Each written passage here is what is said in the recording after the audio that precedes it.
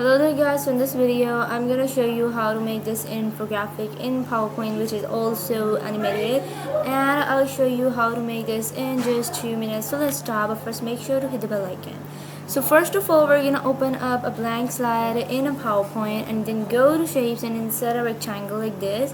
Duplicate it using control and then drag it. Now we're gonna go to shapes and insert another smaller rectangle and changes fill and then duplicate it about 2 to 3 times that it covers our shape about 3 times.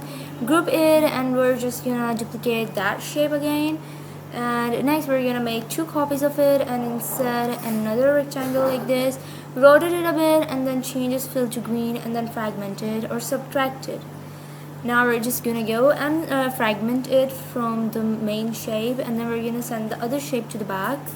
Now we have 2D shapes, and what we're gonna do is just give them gradient, and I'll just choose a random gradient. So I'm just gonna go with this glowish gradient. And what we're gonna do as well is change the background shapes color to about 2 different colors because we had different shapes in it. And then we're just gonna duplicate it and then put it on the other second shape. We're just gonna make duplicate copies for it, and yeah, here we go, like this. Then we're gonna go to shapes and insert another rectangle on top of right here and then fragment it again. Select all of these again, go to merge and fragment it and remove the other shapes. Add this rhombus shape and rotate it a bit that it just aligns with the other rotated shapes, and make sure to select all of these, go to merge and then fragment them again. Now we're going to choose these 2 parts, and then what we're going to do is just put them back right here. Here we go.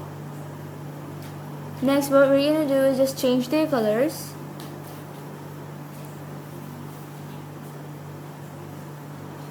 And we're gonna go with a gray color for this. Yeah, perfect.